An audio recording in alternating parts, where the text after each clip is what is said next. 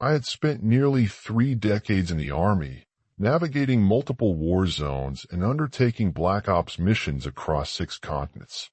However, the orders that landed on my desk that morning made the hair on the back of my neck stand up, not because of what they explicitly stated, but rather because of what they conspicuously omitted. Colonel Mitchell, your presence is requested at Langley. Transportation arrives in 1 hour. No mission parameters, no preliminary briefing, not even a security classification, just those 2 sentences and a signature that belonged to someone so high up in the chain of command that I didn't recognize it. The helicopter ride to CIA headquarters was eerily silent. The pilot never uttered a word, and the 2 security personnel accompanying me kept their eyes fixed forward, their hands resting on their weapons. Something definitely wasn't right. At Langley, they led me through sections I'd never seen before, despite my top-level clearance. We descended 3 floors below what I thought was the bottom level, finally arriving at a room with no windows and a single metal table. "Wait here, Colonel," one of the security officers said, the first words spoken to me since they'd picked me up. The man who entered wasn't in uniform. His suit looked expensive but plain. "Colonel Mitchell, I'm Anderson." He didn't offer his hand. "What I'm about to share with you doesn't exist. The mission doesn't exist. This conversation doesn't exist." "Standard disclaimer for this type of work," I replied. Anderson's face remained impassive. "Not standard, Colonel. If captured, your government will not acknowledge you. If killed, your death will be attributed to a training accident in South Korea. If you succeed," he paused, "history will never know what you prevented." I'd heard variations of this speech before, but something in his eyes told me this time it was different. "The mission is straightforward on paper. Your team will infiltrate a classified North Korean research facility and extract a package of critical importance to national security." "What's the package?" I asked. Anderson slid a folder across the table. Inside was a single photograph of what looked like a medical containment unit. "That's all you need to know for now." "That's not good enough," I said, pushing the folder back. "I don't send my people into a hostile nation without knowing what we're retrieving." Anderson's expression hardened. "You'll be briefed further when your team is assembled. What I can tell you is that this facility officially doesn't exist. The North Korean government would deny its presence, and surprisingly, so would we." That got my attention. Joint operations with North Korea were unheard of. If both governments were denying this place existed, what the hell was going on there? "Assemble your team," Anderson continued, "the best you've worked with. I've authorized access to anyone you need." Within 24 hours, I had my list: Blake and Torres from the CIA, both of whom had operated behind enemy lines more times than they'd admit; Winters from MI6, whose network of assets in Asia was unparalleled for muscle and technical expertise; Rodriguez, Kim, and Wu, Special Forces operators I'd worked with before and trusted with my life. The surprise came when Anderson added an 8th member, Dr. Patel, a medical specialist whose expertise was redacted from even my briefing materials. We assembled at a black site 15 miles from the DMZ. The facility was unmarked, surrounded by 3 layers of security, and equipped with technology one hadn't seen before, even in special access programs. "Welcome to nowhere," I told my team as they arrived in separate transports over the course of a day. Torres arrived first, her expression unreadable as always. "Colonel," she nodded. "This is going dark, even for CIA standards. Had to render my phone, watch, and personal items to a guy who wouldn't tell me his name." Rodriguez said when he arrived with Kim and Wu, "What kind of op requires that level of isolation?"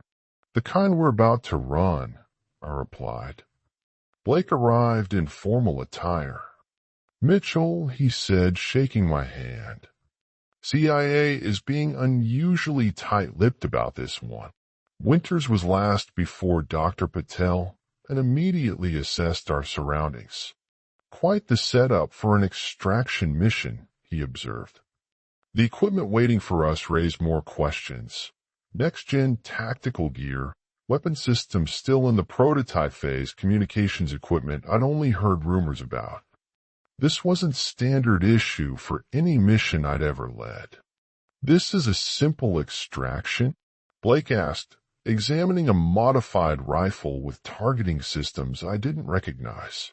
That's what they tell me, I replied, not believing it for a second. Dr. Patel arrived the following morning, accompanied by 3 armed guards and carrying specialized equipment in sealed containers. Dr. Patel? I greeted her.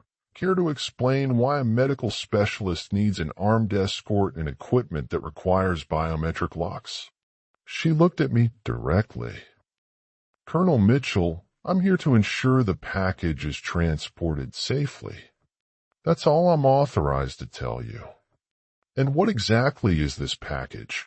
You'll be briefed when necessary, she replied, the same answer Anderson had given me. For 3 days, we trained together, establishing protocols and contingencies. The facility had mock-ups of the target building, but critical sections were marked simply as restricted areas, with no details on what we'd find inside. On the second night, Anderson arrived for our final briefing. The team gathered around a holographic display of the target.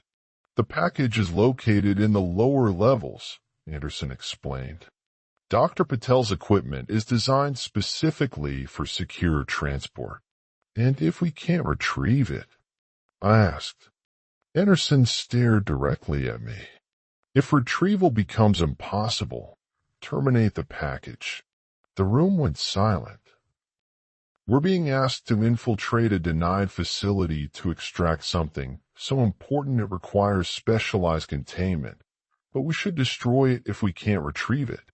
Winters asked, voicing what we were all thinking. Those are your orders, Anderson replied coldly. Later that night, I couldn't sleep. Something about this mission felt wrong in ways I couldn't articulate. I found myself walking the perimeter of our temporary base, trying to clear my head. That's when I spotted Torres alone in the command center, reviewing satellite imagery on a secured terminal. I entered quietly, but she sensed my presence. Colonel, she acknowledged without turning around. Little late for homework, Torres. On her screen were thermal images of the target facility. What caught my attention were unusual heat signatures throughout the building, patterns that didn't match human bodies or standard equipment. What am I looking at? I asked. Torres quickly switched screens. Equipment malfunctions. The satellites picked up interference. That didn't look like interference. It's nothing to be concerned about, she insisted, but wouldn't meet my eyes. Torres, if there's something my team needs to know. There isn't. She shut down the terminal.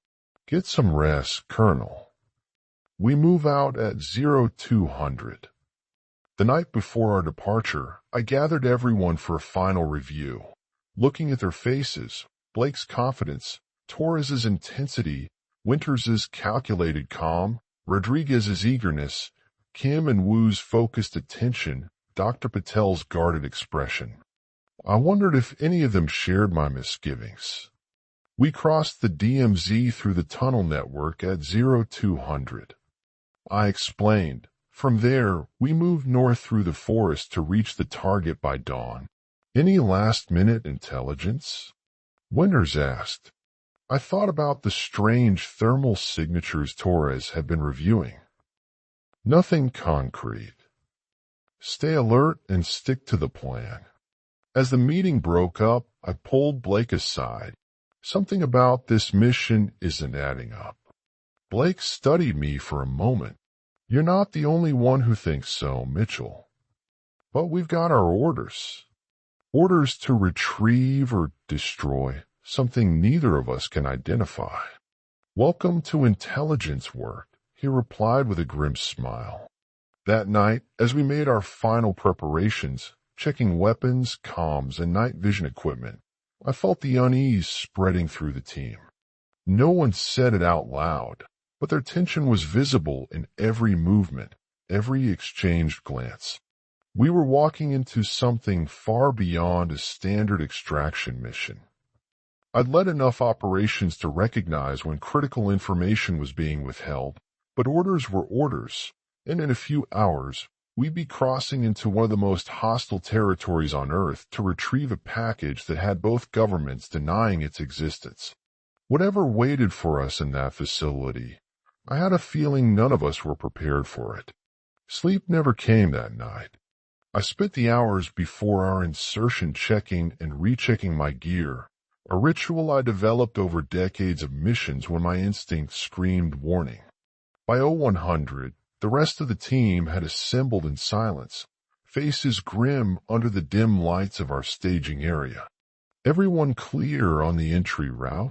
I asked, receiving curt nods in response. The tunnel had been built during the Cold War, a narrow concrete tube barely wide enough for a single person to crawl through. Intelligence reports claimed it hadn't been used in 15 years. The thick layer of undisturbed dust suggested they were right.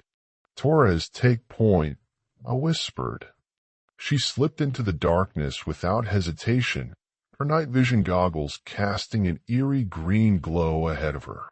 One by one, we followed, our movements slow and deliberate in the confined space. The tunnel stretched nearly 2 kilometers, and the air quality got worse the further we went. Rodriguez's breathing echoed too loudly behind me. I raised a hand, signaling for absolute silence. As we approached the exit point, above us lay North Korean soil, and with it, the real beginning of our mission. The forest beyond the tunnel was dense with pine and oak trees. We activated our stealth gear, prototype tech that dampened heat signatures and masked movement patterns. I'd only seen it used in controlled demonstrations, never in the field. Heat signature 300 meters east, Kim reported through our comms, his voice barely audible. We froze as one, hiding in the underbrush as a North Korean patrol passed within 50 meters of our position. 4 soldiers, standard border patrol configuration. None of them looked in our direction. Clear, Kim whispered after they passed. For 3 hours, we pushed north through difficult terrain. Twice more, we avoided patrols, once lying motionless for 20 minutes as soldiers passed close enough that I could smell the cigarettes on their breath. Dawn broke as we reached the foothills of the mountains surrounding our target. We established our observation post on a ridge overlooking the valley, providing perfect sight lines to the facility below. That doesn't look like any North Korean installation I've ever seen, Blake said, adjusting his binoculars. He was right. The facility stood out against the primitive infrastructure we'd observed during our approach, a sleek concrete compound with modern security systems visible even from our position. 3 distinct checkpoints ring the complex, each one equipped with guard towers and vehicle inspection points. Winters, what's your assessment? I asked. Someone spent serious money on this place, he replied, scanning the perimeter with practiced precision. Western design principles could easily be mistaken for American black site. We settled in for our observation rotation. Hours passed, with notebooks filling up, but our surveillance revealed something increasingly troubling. Mitchell, you seeing this? Blake asked around hour 6, passing me the high-powered optics. I focused on the main gate. It stood wide open, the guard booth empty. I moved my attention to the vehicle depot. Not a single person moving between buildings. No guard rotations, I noted. No personnel changes. No supply deliveries, added Torres. No movement whatsoever. It's been 12 hours, Rodriguez said. He'd been monitoring communications, his equipment scanning all known North Korean military and civilian frequencies. Nothing, he reported, removing his headphones. Complete radio silence from the facility. Not even automated systems transmitting. As the sun began to set, I gathered the team. This doesn't make sense, I said. We need to reassess. Could be a trap, Blake suggested. Kim shook his head. A trap would show minimal activity to draw us in. This looks abandoned or something went very wrong, Wu added quietly. The team's consensus was clear in their eyes before anyone said it. We should abort. I made the call to Anderson, reporting our observations through the secure satellite link. Proceed with the mission, Colonel, came his immediate response, his voice crisp through the static. The package remains your priority. Sir, the facility appears compromised. No visible personnel. Main gates unsecured. Those are your orders, Mitchell. Proceed to extraction. I looked at my team, their faces half hidden in the gathering darkness. None spoke, but their tension was palpable. We move at dusk, I said after closing the communication. The approach to the outer perimeter took 40 minutes of careful movement down the mountainside. The first checkpoint stood ahead, illuminated only by a single flickering light. No guards manned the barriers. The security cameras hung limp on their mounts, powered down. System's been off for at least 36 hours, Wu whispered after examining the control panel. Manual shutdown, not power failure. Military vehicles sat abandoned in the small parking area, some with doors hanging open. I approached the nearest jeep, finding the keys still in the ignition. We entered the guard post cautiously, weapons ready. Inside, we found half-eaten meals congealed on tables, chairs overturned, logbooks left open mid-entry, coffee cups with lipstick still on the rim cooling beside cigarettes burned down to the filter. They left in a hurry, Rodriguez observed. Not by choice, Winters replied, pointing to a toppled gun rack. No soldier leaves their weapon behind willingly. The path to the second checkpoint curved through a wooded area. As we approached, Kim signaled for us to halt, dropping to a crouch. Movement, he whispered, pointing ahead.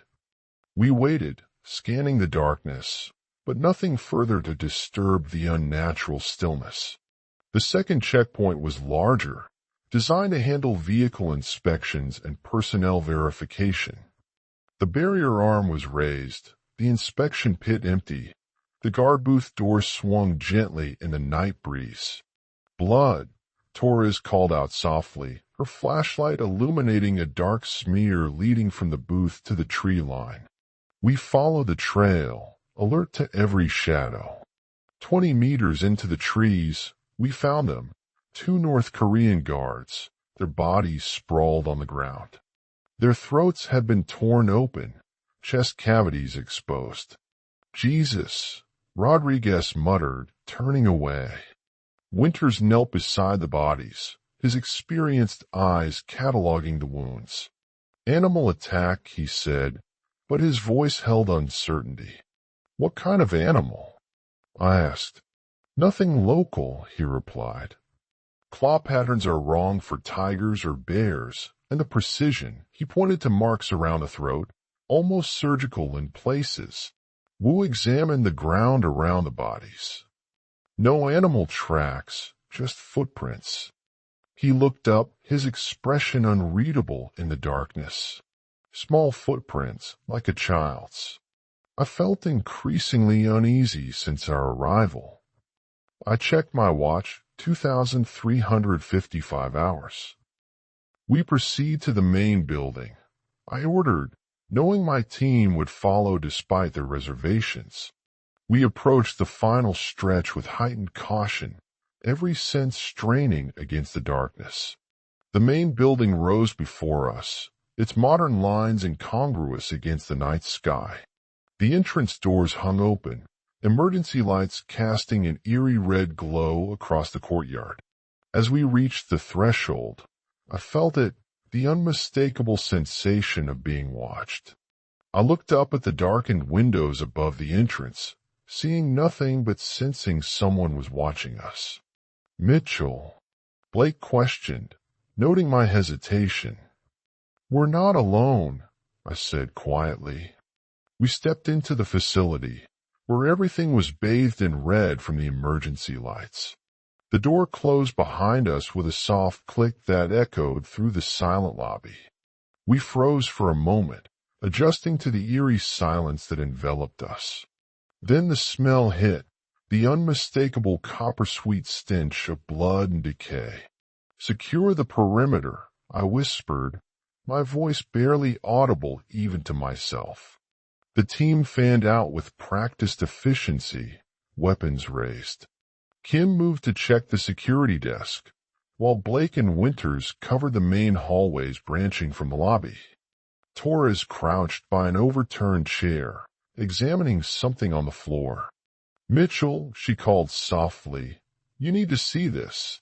I crossed the lobby, my boots leaving wet impressions on the marble floor. What I had initially taken for shadows revealed themselves as dark pools spreading outward from what remained of the lobby's security team. 5 bodies lay scattered around their defensive positions. They hadn't died running, they died fighting, but fighting what? Their wounds defied explanation, flesh torn away in strips, rib cages pried open, limbs ripped from sockets. In 30 years of combat, I'd seen what bullets, bombs, and blades could do to human bodies. This was different. Animals, Rodriguez suggested, crouching beside one corpse whose throat gaped open in a ragged second mouth. "No animal I've ever seen," Winters replied, examining claw marks gouged into the metal security desk.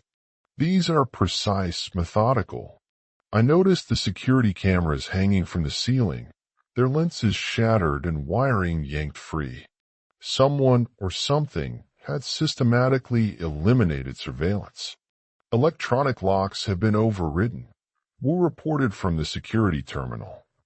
"Manual input failed, then system-wide failure." "By who?" I asked. Wu's fingers flew across the keyboard. "Access credentials belonged to Dr. Sunday. The name matched our limited pre-mission intel." I nodded to Blake, who was already examining an emergency facility map mounted on the wall. "Administration level is 1 floor up," he said. "If we want answers, that's where we'll find them." We moved toward the stairwell, avoiding the elevators, standard procedure in hostile territory. Never enter confined spaces with single points of entry and exit. The stairwell bore more signs of violence. Bloody handprints smeared along walls and railings. Some were large, adult-sized. Others were disturbingly small. "Those are children's handprints," Dr. Patel whispered. The administration level seemed less damaged than the lobby. Office doors stood open, papers scattered across the floor. We split into pairs to search more efficiently. Blake with Torres, Winters with Kim, Wu with Rodriguez, while Dr. Patel stayed with me. "Colonel," Blake called from an office at the end of the hallway, "found something." Inside what appeared to be the facility director's office, Blake had discovered a hidden panel behind a bookshelf. The compartment contained a stack of research documents, many partially burnt. "Someone tried to destroy these," Torres said, carefully separating the charred pages. The documents were written in Korean with English annotations. Most were too damaged to read in full, but certain phrases jumped out: genetic integration, accelerated mutation, cognitive enhancement, and a title that appeared repeatedly: Project Nightchild. They were experimenting on children, Dr. Patel said, her voice tight as she examined a page containing what looked like DNA sequencing data. Not just experimenting, Blake added, holding up a diagram, combining them with something else. The diagram showed a child's silhouette with anatomical modifications, elongated limbs, reinforced skeletal structure, altered jaw formation. Beside it, another diagram displayed something definitely not human, a biological structure I couldn't identify. "What the hell is that?" I asked. Dr. Patel shook her head. "Nothing terrestrial I've ever studied." A shout from down the hall interrupted us. We rushed to a conference room where Winters and Kim stood before a large monitor. "Found video logs," Winters explained, his finger hovering over the play button on a keyboard. The screen flickered to life, showing a Korean man in his 50s. His lab coat bore the same symbol we'd seen on the documents, a stylized double helix encircled by a crescent. "Dr. Sun, I presume?" I said. The man on screen spoke in Korean, with English subtitles appearing at the bottom. "Day 483 of Project Nightchild. The integration process has yielded extraordinary success with Subject 0. Her cognitive abilities have exceeded all projections. The physical mutation stabilized after the third treatment cycle. The other subjects show progressive development, but remain significantly behind Subject 0's benchmarks." Dr. Sun looked haggard, with dark circles under his eyes and a persistent tremor in his hands.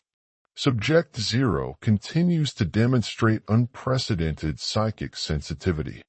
She correctly identified objects in sealed containers 23 times in succession.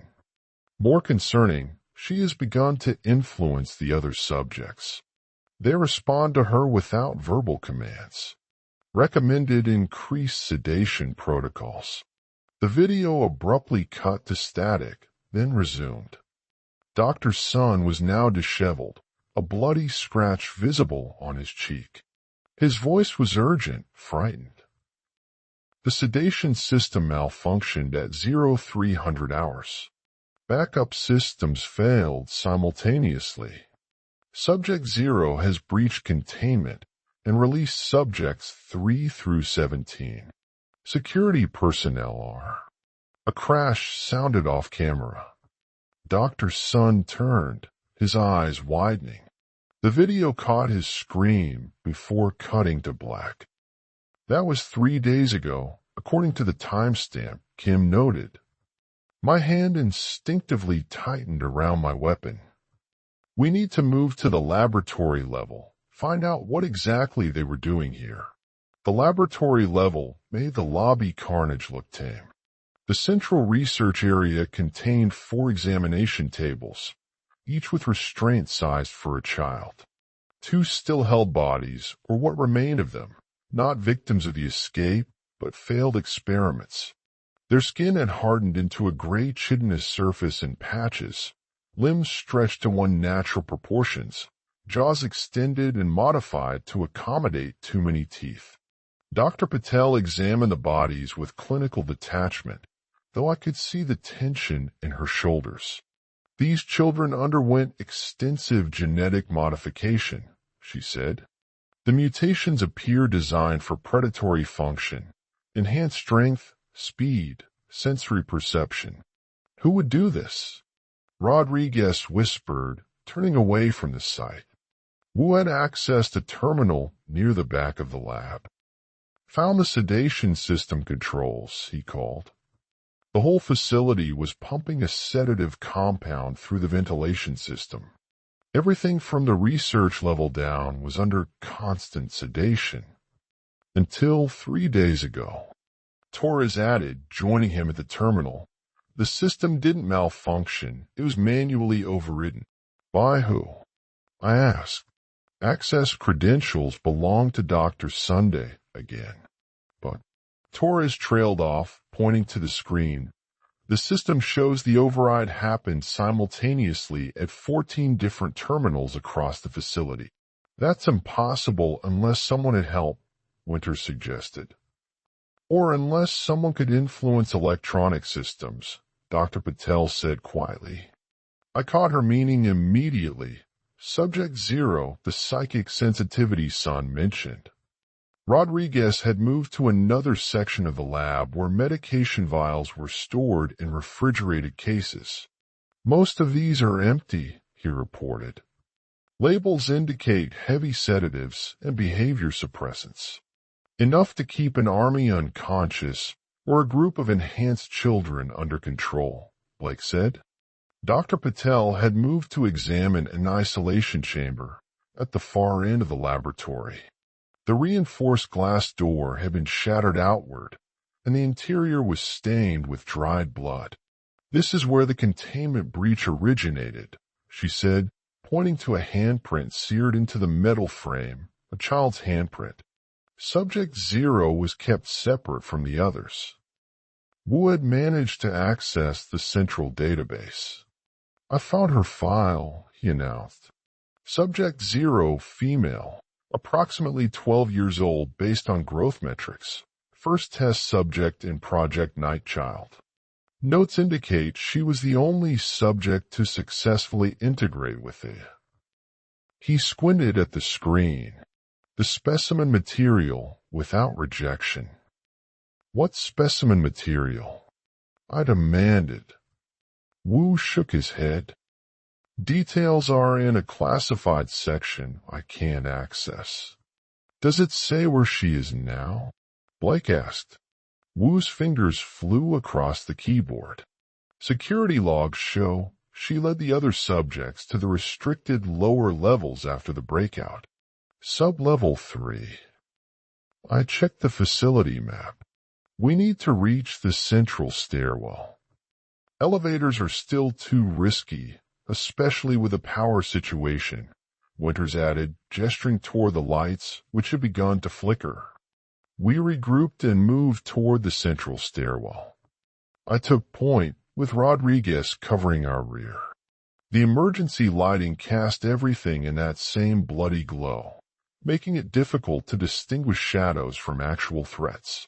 We had just reached the stairwell door when every light in the facility went out simultaneously. Total darkness engulfed us. Night vision, I ordered, pulling my goggles down. The world transformed into shades of green. We stood frozen, listening. The building's mechanical systems had gone silent. No air circulation, no noise from electronics, just absolute stillness. Then it came, echoing up the stairwell from the depths below, the sound of children laughing. Not joyful playground laughter, but something twisted and wrong, bouncing off concrete walls and surrounding us from all sides. Did you hear that? Rodriguez whispered, his voice tight with tension. Everyone stay close, I said, my mouth suddenly dry. We're going down. The laughter faded as quickly as it had started, leaving only our rasping breaths in the darkness. I signaled the team forward with hand gestures they could see through their night vision goggles. The stairwell stretched below us into the facility. Stay tight, single file, I whispered. Winters behind me, Blake take the rear. Our boots made too much noise on the concrete steps. Every sound echoed upward. The temperature dropped with each floor we descended, the air growing damp and metallic. Sublevel 1 clear, I reported as we passed the landing. The next flight down revealed more bloodstains, small handprints smeared across walls at child height. Not random patterns, deliberate markings. Sublevel 2 clear. The laughter started again as we approached sublevel 3, closer now, coming from multiple sources. Not just children's voices, something wrong in the pitch and rhythm, like someone learning how to mimic human sounds. Movement ahead, Kim murmured. I slowed our advance, weapon raised. Everything looked green through night vision, and shapes were hard to make out. The stairwell ended at a heavy security door hanging ajar, Its locking mechanism shattered. "This is it," I said. "Containment level." Beyond the door stretched a vast circular chamber with dozens of cells arranged along the curved walls. Glass observation panels lined one side, overlooking what appeared to be a testing area below. "Jesus Christ," Rodriguez whispered. Nearly every cell door had been torn from its hinges, solid steel doors weighing hundreds of pounds. Inside the cells, childish drawings covered the walls in what looked disturbingly like dried blood, stick figures with elongated limbs, scenes of violence, stars and planets, and things I couldn't identify. "Fan out teams of 2, I ordered. Maintain visual contact." Torres moved to the nearest cell, examining the door mechanism. "These are reinforced isolation chambers, electromagnetic locks, 3-inch steel." She looked up at me. "Nothing should have been able to force these open from inside." Wu crossed to a monitoring station, his fingers moving across the keyboards. "Power to this level is on separate circuits. I might be able to—" The remaining lights flickered once, then stabilized, casting the room in dim blue emergency lighting. Shadows retreated to corners. "What did you do?" Blake asked. Wu shook his head. "Not me. System activated on its own." Mitchell, Dr. Patel's voice pulled my attention to where she stood before a large observation window. "Look at this." I joined her, looking down into what resembled a behavioral testing chamber. Circular, about 30 feet in diameter, with various objects scattered throughout. Toys, books, climbing structures. The floor was padded, the walls reinforced. Above, massive light fixtures designed to simulate daylight now hung dark and twisted. "They were studying them," Dr. Patel said quietly, monitoring responses to stimuli. "No," Winters corrected, pointing to the one-way glass. "They were studying her." A small cot stood in the center of the chamber. Children's drawings papered the walls, not in blood, but in bright crayon colors. Unlike the chaotic scenes in the cells, these showed precise, almost photographic skill, faces of scientists, detailed schematics of the facility, and what looked like star charts. "Subject 0, I murmured. A sound from behind us, metal scraping against metal. We spun, weapons raised. The noise came from a ventilation shaft near the ceiling, its grate hanging loose. "Someone's in there," Kim said, training his weapon on the opening. "Please," came a weak voice from inside, Korean accented English. "Please help." Blake moved closer, his rifle steady. "Come out slowly." A thin man in a lab coat emerged partly from the duct, his face gaunt with terror. Blood stained his clothing, and his glasses hung broken from one ear. "American?" he asked, looking hopeful. "You came. Drive S?"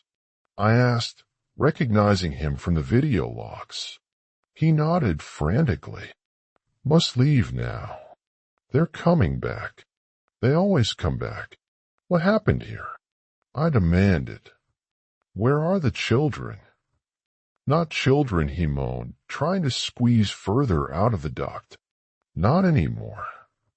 We changed them." His eyes suddenly widened, focusing on something behind us. Before anyone could react, his body jerked violently backward, disappearing into the ventilation shaft with a scream that cut off abruptly. Blood spattered from the opening, thick droplets hitting the floor. "Contact!" Rodriguez shouted, firing a burst into the duct. "Get in position!" I ordered. Back to back, we created a defensive circle, each covering a sector. The screaming continued through the ventilation system, growing more distant until it faded completely. Something moved through the facility's ductwork, dragging Dr. S's body with it. What the hell was that? Rodriguez whispered, his voice tight. Movement, Kim warned. All directions. Scratching noises surrounded us. Ceiling, walls, floor. The sound of something climbing, crawling. Many somethings. We need to move, it said. Find the package and get out. Dr. Patel pointed toward the behavioral testing area. That's where they keep special subjects. I nodded to Blake. You, Torres, and Dr. Patel, check the observation deck for controls.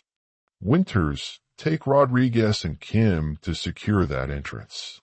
I pointed to a double door on the far side of the room.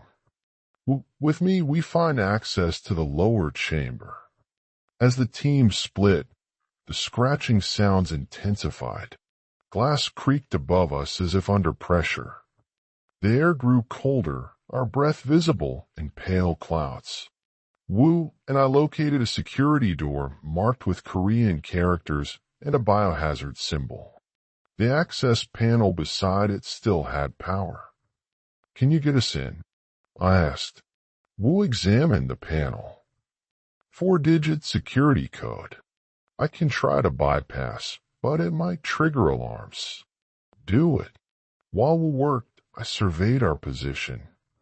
The vast room had too many entry points and too many shadows. The others had moved into position, but I could sense their unease growing.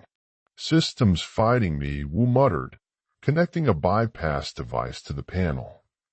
It's like something keeps changing the code. The lock disengaged with a metallic click. He looked up, surprised. That wasn't me. The door slid open on its own. Mitchell, Blake called over the comm. We found monitoring equipment up here, but it's been damaged. Wait a pause. The cameras in the lower chamber are still active. What do you see? I asked. Movement. Center of the chamber. A small figure. The package, possibly. And Mitchell, Blake's voice tightened. She's not alone. I gestured to Wu to follow as I moved through the doorway, rifle raised. A short corridor led to another door already open, revealing a circular staircase descending to the chamber below. Winters, what's your status? I asked over the comm. All positions secured, he replied. But, Mitchell, there's something wrong with the air down here. It's moving. I could feel it, too. Currents of cold air swirling unnaturally around us, carrying whispers too faint to understand. Wu and I reached the bottom of the stairs, finding ourselves at the entrance to the behavioral testing chamber. From this angle, I could see the room was larger than it appeared from above, with alcoves and recessed areas hidden from the observation windows. The door to the chamber stood open. Inside, a single figure sat cross-legged in the center of the room. A girl, perhaps 12 or 13 years old, with long dark hair that hung limply around a pale face. She wore a simple gray gown with the facility's logo emblazoned on the shoulder. Her head was bowed, eyes fixed on something in her hands, what looked like a small puzzle box. Subject 0, Wu whispered. As if hearing her designation, the girl's head snapped up. I stopped breathing for a moment. Her eyes were completely black. No whites, no pupils, just endless darkness that seemed to absorb the light around her. She smiled, revealing 2 perfect teeth. Colonel James Mitchell, she said, her voice echoing unnaturally in the chamber. Her English was perfect, American accented. They said you'd come for me. I kept my weapon trained on her, fighting the instinct to back away. Who said? The men who made me. Her head tilted at an odd angle, studying me. They promised someone would come if things went wrong. She looked past me to Wu. Lieutenant Shirao Ping Wu, communications specialist. You have a sister in San Francisco. She's pregnant. You don't know yet. Wu stiffened beside me. How do you know our names? I demanded. Subject Zero's smile widened. I know all of you. Major Blake Richards, Captain Maria Torres, Lieutenant Daniel Rodriguez, Lieutenant Samuel Kim, Captain Thomas Winters, and Dr. Leela Patel. She looked up toward the observation window where Dr. Patel stood watching. She knows what I am. They told her before you came. I glanced back at Dr. Patel, whose face had drained of color. What is this place? I asked the girl. What were they doing to you? Making us better, she replied simply. Combining us with something older, wiser. She stood in one fluid motion, unnatural in its smoothness. Would you like to meet my siblings? They've been so excited for visitors. Movement caught my eye. Shapes emerged from the dark areas of the chamber. What I had taken for equipment or furniture began to move, revealing themselves as figures. Children, or what had once been children. A dozen of them emerged from the darkness, surrounding Subject Zero in a protective circle. Their bodies were wrong, limbs too long, joints bending in impossible directions. Their skin had hardened in places to a grayish exoskeleton. Their faces retained haunting traces of childhood, but their jaws had elongated, filled with needle-like teeth. Their eyes were solid black, like Subject Zero's. My family, she said proudly. Blake's surgent voice came through my comm. We need to deploy the containment protocol now. Dr. Patel was already opening the specialized case she'd brought, removing what looked like a metal cylinder with complex attachments. What is that? I asked over the King sedation device, she replied, designed specifically for Subject Zero. It should neutralize her influence over the others. The girl's head snapped toward the observation window. You brought a cage? Her voice changed, dropping octaves below what a human throat should produce. They promised you'd help us. Woo, fall back. I ordered, raising my rifle. Everyone prepared to. You can't have me. Subject Zero screamed, the sound shattering several of the observation windows. Without warning, the mutated children launched themselves forward with inhuman speed. They moved incredibly fast, climbing walls and ceiling as easily as floor. Contact. Rodriguez shouted, opening fire at a creature lunging toward him. The rounds hit center mass, but the thing barely slowed, slamming into him with enough force to send both crashing through a cell door. Torres and Blake fired from the observation deck, trying to create a perimeter. 3 of the creatures scaled the walls toward them, moving so quickly they appeared to teleport between positions. Mitchell, Torres called, just before one of the things reached her. I watched in horror as it latched onto her chest, claws sinking through body armor easily. Her scream cut off as it tore her throat open with inhuman precision. I fired at Subject Zero, 3 controlled bursts. The rounds passed through her as if she weren't there, hitting the wall behind her harmlessly. She's projecting, Dr. Patel shouted. She's not physically there. A creature dropped from the ceiling onto Wu beside me. He managed one shot before its elongated fingers punctured his torso, lifting him off the ground. Blood sprayed across my face as the creature tore into him with mechanical efficiency. Fall back, I ordered, firing continuously to cover our retreat. Kim, Winters to the stairwell. Through my peripheral vision, I saw Rodriguez dragged screaming into a darkened cell, his rifle still firing wildly. Blood sprayed the ceiling in an arc. Dr. Patel had made it to the chamber floor with a containment device. She was activating it when Subject Zero appeared beside her, not the projection in the center of the room, but the real girl, moving with the same blinding speed as her siblings. No cages, Subject Zero whispered. Dr. Patel never had time to scream. The girl's hand moved in a blur, and suddenly, Dr. Patel's head separated from her body, falling with a sickening thud as her torso remained upright for one impossible moment before collapsing. Retreat, I shouted, backing toward the exit. Blake had somehow made it down from the observation deck and was laying covering fire as Winters and Kim reached my position. Pressure doors, Kim yelled, pointing to emergency controls mounted beside the exit. We fought our way backward to the stairwell, firing continuously. The creatures moved erratically, climbing walls and ceiling, disappearing into shadows only to emerge elsewhere. Two more lunged at Blake. He emptied his magazine into the first, finally stopping it, but the second landed on his back.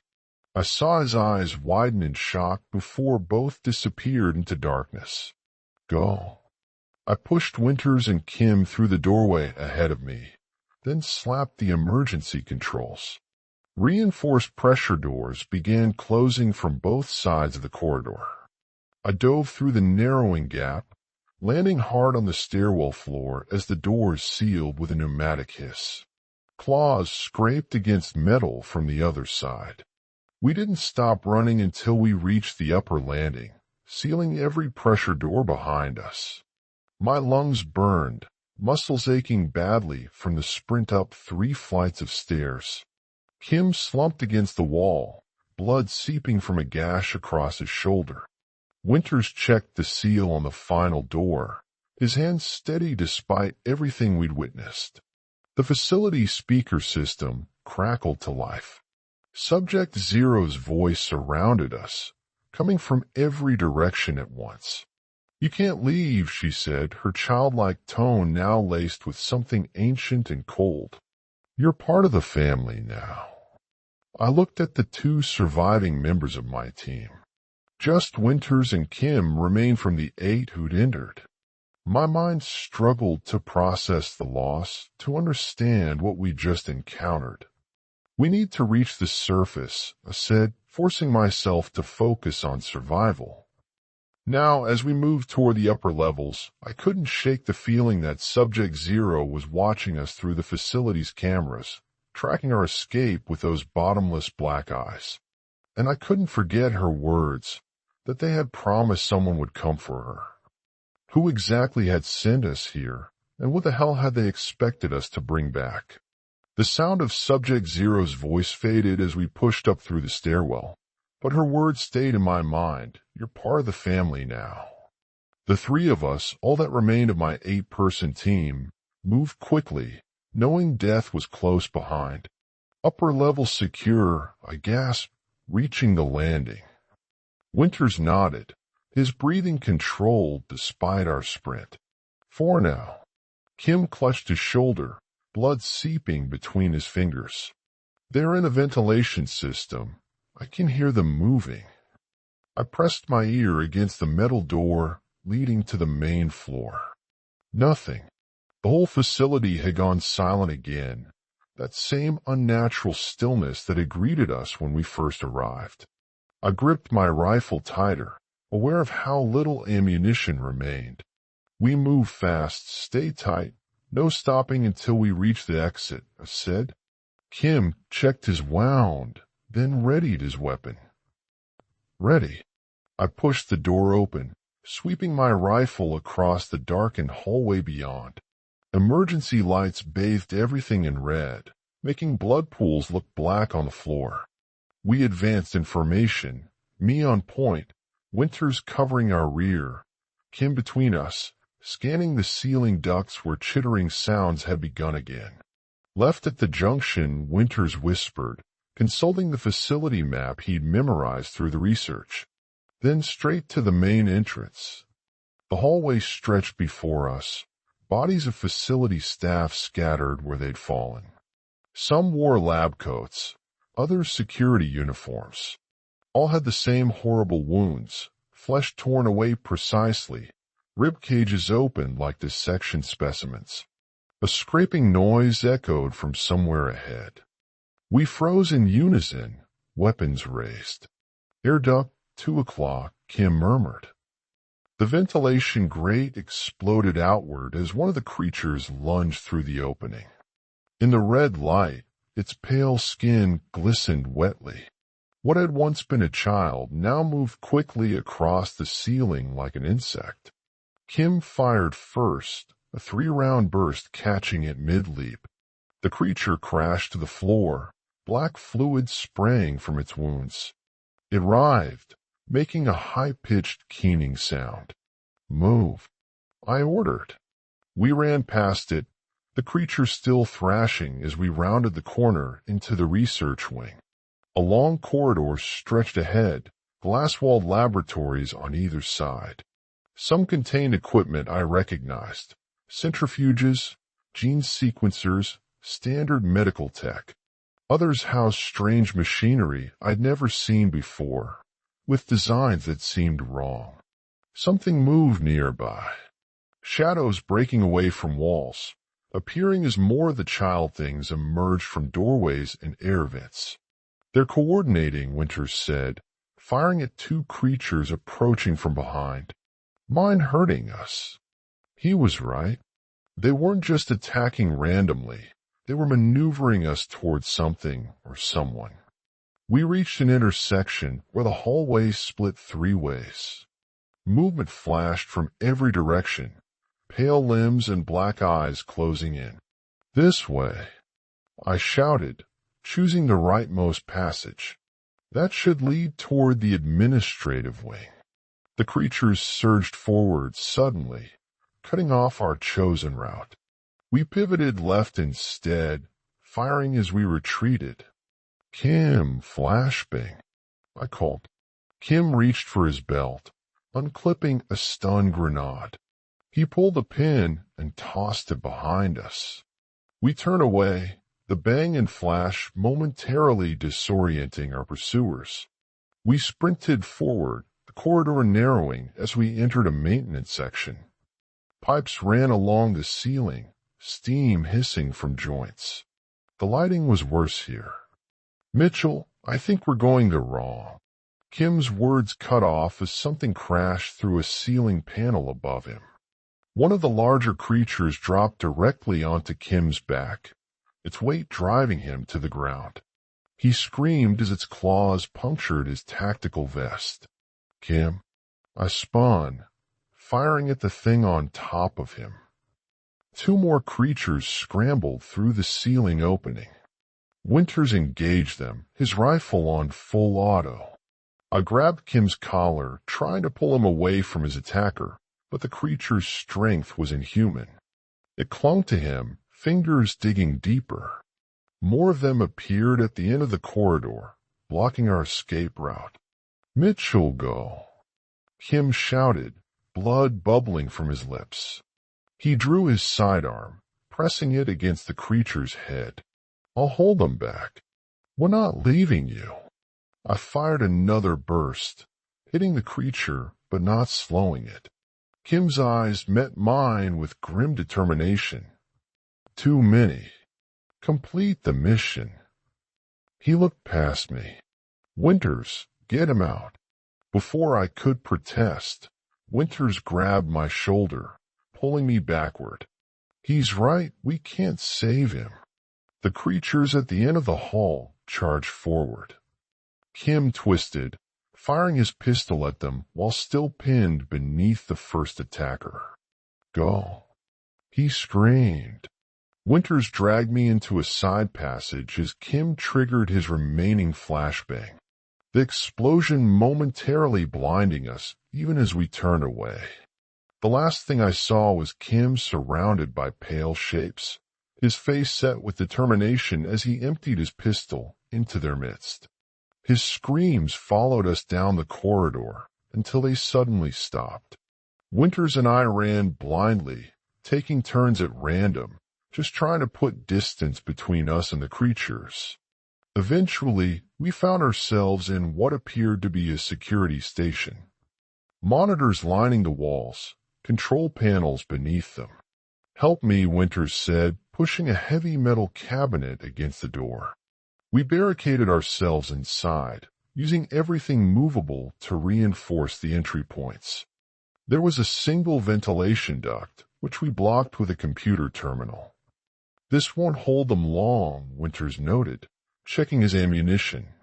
He was down to his last magazine. I had less than half of mine remaining. We need to find another way out, I said, turning to the security terminals. Some still had power. Winters moved to the windows overlooking the hallway, keeping watch while I accessed the computer system. Most files were encrypted, but the emergency protocols were accessible. A facility map appeared on screen. There's a service tunnel, I said, pointing to a route. Leads to the vehicle depot. If we can reach it, a noise from the ventilation system interrupted me. Scratching, getting closer. Our makeshift blockage wouldn't hold for long. I turned back to the terminal, searching for anything that might help us understand what we were facing. A folder labeled Classified caught my attention. To my surprise, it opened without requiring additional credentials. Winters, look at this. He joined me at the terminal, keeping his rifle trained on the ventilation duct. The files contained research documentation, personnel records, and video logs, all bearing a classification stamp I recognized immediately. Not North Korean characters, but American military code designations. This is one of ours, Winters said, his tone revealing his shock. I opened a document titled Project Overview. The text confirmed our worst fears. Project Nightchild hadn't originated in North Korea. It was an American black operation using North Korean facilities as a front. A shadow program run by a splinter group within our own military. They were experimenting on children, I said, scrolling through horrible documentation of genetic manipulation procedures using North Korean orphans as test subjects. Winters' face hardened. Why children?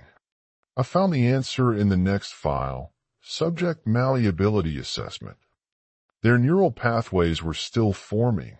I read aloud, made them more susceptible to integration with the specimen material. What specimen material? I opened another file containing images that shocked me. A meteorite charred black on the outside, but with a strange iridescent core. The file detailed how it had been recovered from an impact site in Siberia 3 years earlier, containing biological material of unknown origin. They found something in that rock, I said, something alive. The next documents detailed the integration process, how they had extracted genetic material from the meteorite and combined it with human DNA. Most subjects had failed catastrophically, their bodies rejecting the foreign material in gruesome ways. But Subject 0 had been different. Her integration was perfect. I read, complete cellular absorption without rejection. Subject demonstrates unprecedented cognitive development and apparent extrasensory capabilities. Winters leaned closer to the screen. Telepathic abilities and more. I continued reading. The report says she developed the ability to influence electrical systems through some kind of bioelectromagnetic field, and she could control the other subjects telepathically. The reality of what we'd encountered hit us both. Subject 0 hadn't just been the first successful experiment. She'd been controlling everything from the beginning. She caused the containment breach, Winters said. She shut down the sedation systems. I nodded, remembering Torres's finding that the override happened at 14 different terminals simultaneously. She wanted out. A loud bang against the door interrupted us. The barricade shuddered. They found us, Winters said, moving away from the terminal. I downloaded whatever files I could onto a portable drive I found in the desk, then joined him in reinforcing our position. The banging continued, growing more coordinated with each impact. "We need to move," I said. "The service tunnel is our best shot." Winters pointed to a maintenance access panel in the corner of the room that should connect to the same level. The ventilation duct cover suddenly bulged inward as something pushed against it from the other side. The computer terminal we'd used to block it began to slide. I forced the access panel open, revealing a narrow maintenance tunnel. "Beyond you first. I'll cover."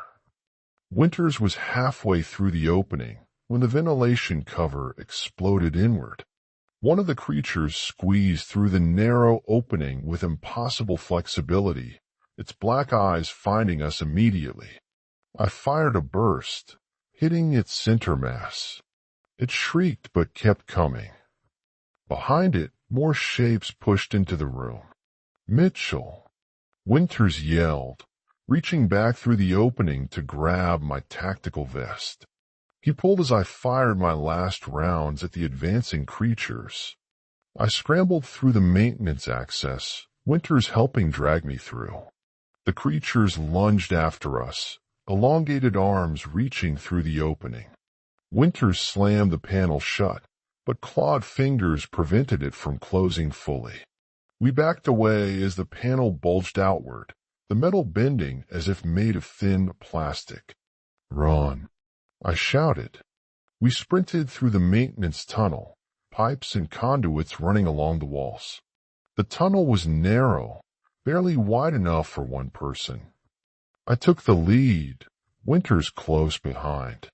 Behind us, the screeching of tearing metal echoed through the tunnel.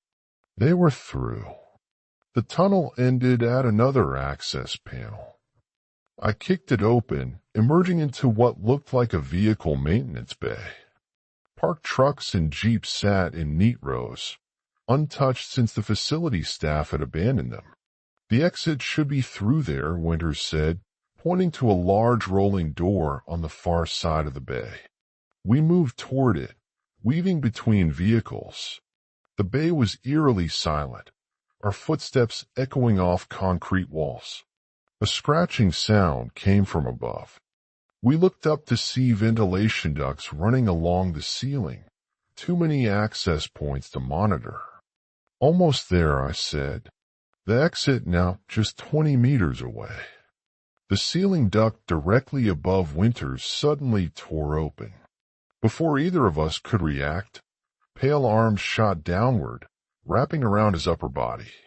He cried out as the creature began pulling him upward with impossible strength.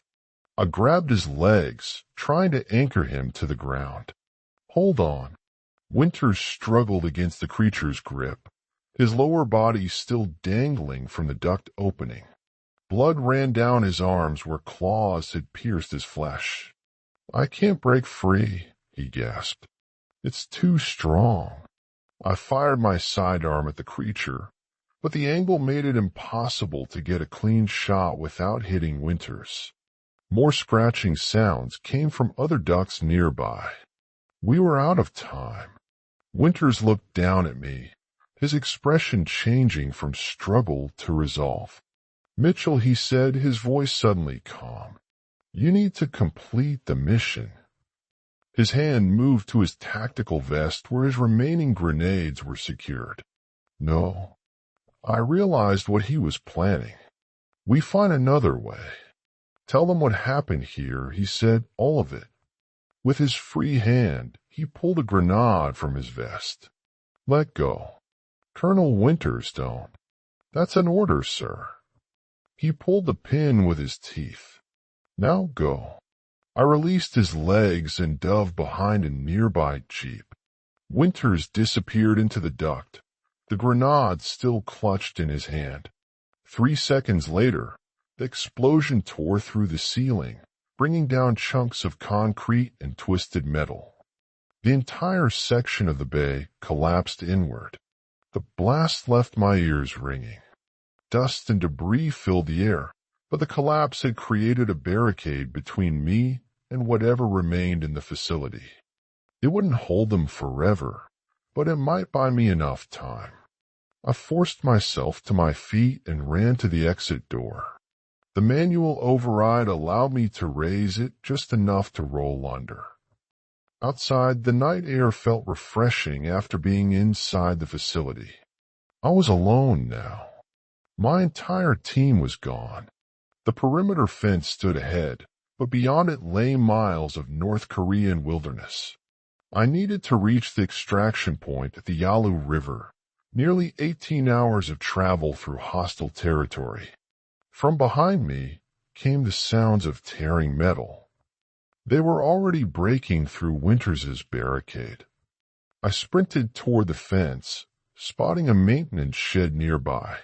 Inside, I found what I needed: industrial chemicals, flammable materials. I worked quickly, rigging an improvised barrier across my escape route. As the first pale shapes emerged from the facility, I ignited the chemicals. A wall of flame erupted between us, momentarily halting their pursuit. The fire wouldn't stop them for long, but it would slow them down. I scaled the perimeter fence, the razor wire cutting my hands as I pulled myself over. I dropped to the other side and ran for the tree line without looking back. For hours, I pushed through dense forest, every sound making me flinch. Morning came but brought little relief. The wilderness stretched endlessly, mountains rising in the distance. I navigated by the sun, keeping the river to my west. Day faded back into night. I continued moving, too afraid to stop. My water was gone, my wounds untreated. Twice I heard children laughing in the darkness, though nothing appeared when I spun to look. Colonel Mitchell. Subject Zero's voice seemed to come from nowhere and everywhere. Why are you running from your family? I ignored it, pressing forward. Hallucinations from exhaustion and blood loss, I told myself. But deep down, I knew she was still tracking me. By the second dawn, I reached the hills overlooking the Yalu River. The extraction point was just across the water, Chinese territory and relative safety. My legs gave out as I stumbled down the embankment. I crawled the last 100 meters to the riverbank. The shallow water felt like ice as I dragged myself across. Behind me, I heard rustling in the brush. I didn't look back. I couldn't. If they were there, I had nothing left to fight with. I collapsed on the far bank, my body finally surrendering to exhaustion and trauma.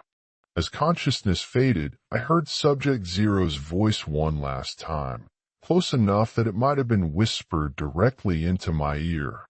This isn't goodbye, Colonel. We'll see you again very soon. I drifted in and out of consciousness on the Chinese riverbank. The frigid water of the Yalu River had numbed my extremities, but couldn't touch the deeper agony of having lost my entire team.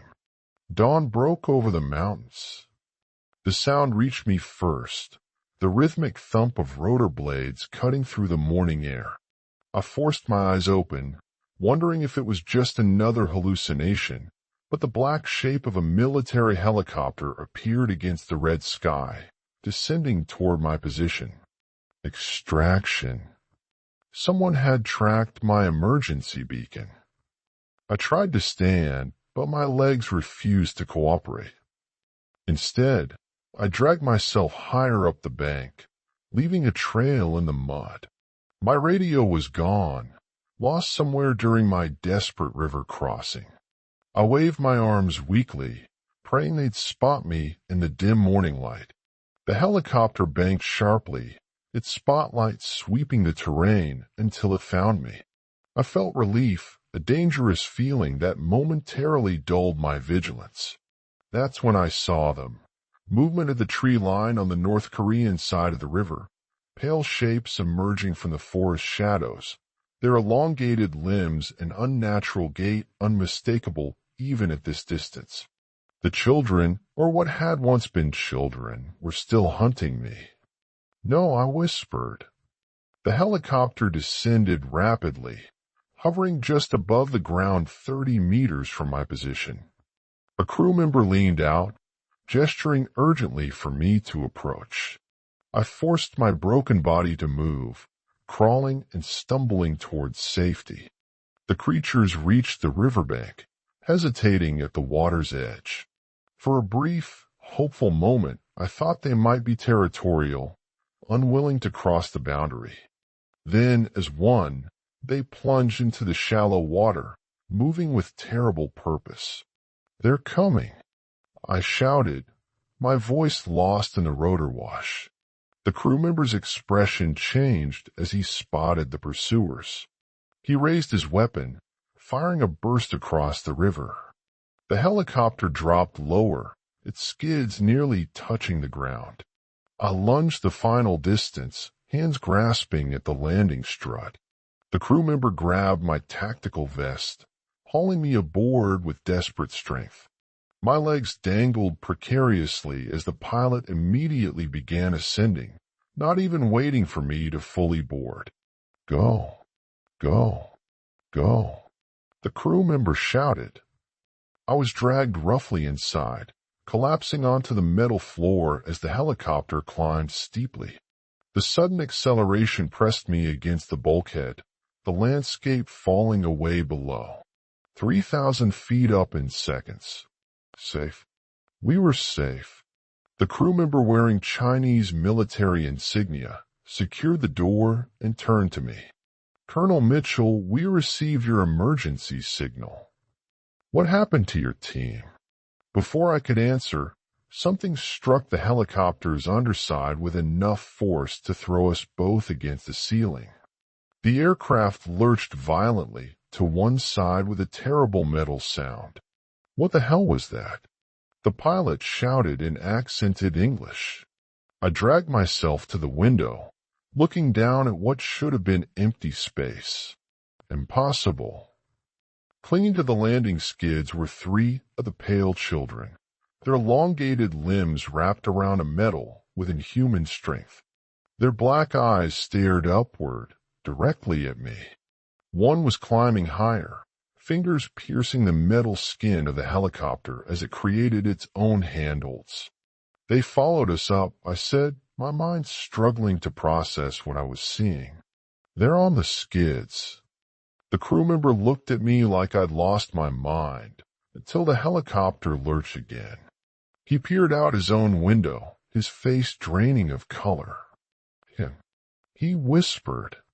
I pulled my sidearm, the only weapon I had left, 6 rounds remaining. The helicopter began evasive maneuvers, banking hard and rolling, trying to shake off the creatures. One of them lost its grip, plummeting away into the clouds below, but the others held fast, and one had reached the door, its pale fingers working at the seam. "Keep that door secured," I shouted, aiming at the window where a distorted face now pressed against the plexiglass. Black eyes, too many teeth. I fired twice, the bullets shattering the window and punching through the creature's skull. Black fluid sprayed across the broken glass. The thing fell away, but the damage was done. Cabin pressure changed instantly, wind howling through the opening. The pilot fought for control as warning alarms blared throughout the cockpit. Something was wrong with the tail rotor. The distinctive whopping sound had changed to a metallic grinding. "We losing the tail?" The pilot shouted. One of those things damaged it. The last creature had climbed onto the tail boom, its claws tearing at vital components. I leaned out the shattered window, firing my remaining rounds. The distance and the helicopter's movement made accuracy impossible. I hit it once, maybe twice, but not enough to dislodge it. The grinding sound became a high-pitched noise of metal under stress. The helicopter began to spin, slowly at first, then with increasing speed. Centrifugal force pinned me against the cabin wall. "Mayday! Mayday!" The pilot called into his radio. "We are going down in Sector 5 coordinates." The rest was lost as we entered a flat spin. The mountainous terrain below, rotating sickeningly through the windows. The crew member was shouting something, but I couldn't hear him over the loud mechanical noises of the failing aircraft. As we spun, I caught glimpses of the landscape rushing up to meet us. Jagged mountain peaks along the Chinese border, a disorienting mix of rock and sky. Then I saw her for just a moment. Subject Zero's face appeared at the shattered window, hanging impossibly in the open air. Her black eyes reflected nothing. Her lips moved, forming words I couldn't hear over the chaos, but I could read them clearly. We aren't finished yet. The helicopter slammed into the mountainside. Metal tore and glass shattered. Everything became impact and pain before I passed out. I regained consciousness to the steady beep of medical equipment, white ceiling, antiseptic smell, the distant murmur of voices speaking Korean.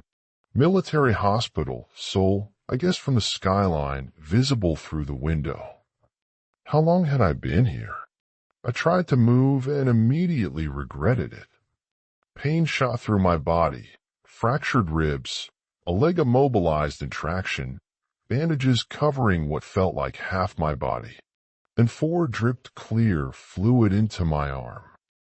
Colonel Mitchell back among the living. I turned my head, wincing at the effort. Anderson sat in a chair beside my bed, looking exactly as he had during our mission briefing. Immaculate suit, perfect posture, no hint of concern on his face. 3 days, he said, answering my unasked question. You've been unconscious for 3 days. Quite the spectacular crash. The Chinese aren't particularly happy about a military helicopter going down on their side of the border, but we're handling the diplomatic fallout. The pilot, the crew. My voice was very dry. Didn't make it. Anderson's tone held no emotion. You were the sole survivor. Again. That word stood out. Again. As if surviving while others died was becoming my specialty. My team, I began. All confirmed casualties. Bodies recovered and returned to families with appropriate honors. The official story attributes their deaths to a training accident. Classification level prevents further disclosure.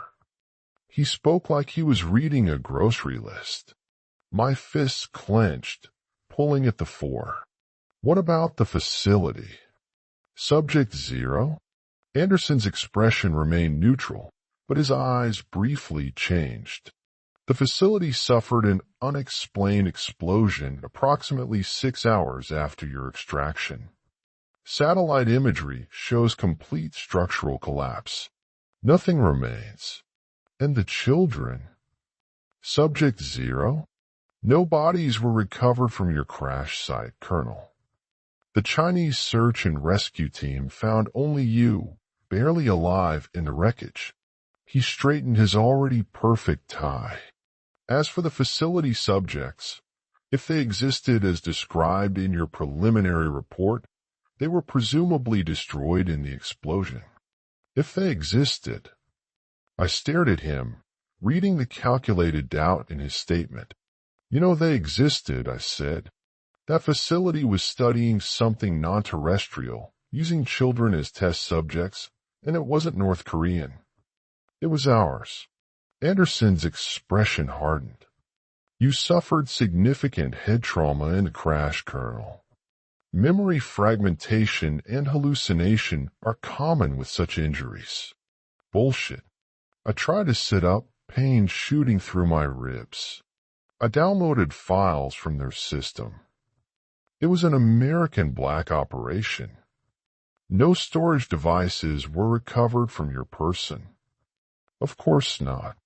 The flash drive must have been taken while I was unconscious, or perhaps it never made it through the helicopter crash. The mission was a success, Colonel, Anderson continued, despite the unfortunate casualties. Your country appreciates your service. What was the mission, Anderson? Really? I demand it. We weren't sent to eliminate a threat. You knew what was there. He stood, smoothing his jacket. Focus on your recovery, Colonel. A medical discharge with full honors awaits you after the briefing, of course. As he walked to the door, I called after him. They followed us, Anderson. They climbed 3,000 feet into the air and brought down a helicopter. Whatever was in that facility is still out there. He paused at the threshold. Rest, Colonel. We'll speak again when you're more lucid. After he left, I lay back, cataloging inconsistencies. Anderson hadn't seemed surprised by anything in my report. Not the mutated children, not their abilities, not even the American connection. He was covering something up, and I was being positioned as the unstable survivor whose testimony couldn't be trusted. Days passed in a haze of pain medication and physical therapy. I began to notice subtle changes in the hospital. Nurses who had treated me for days suddenly disappeared, replaced without explanation. An orderly who had changed my bandages 3 times vanished after I mentioned the facility to him during a late-night bathroom break. I caught a glimpse of security monitors at the nurses' station.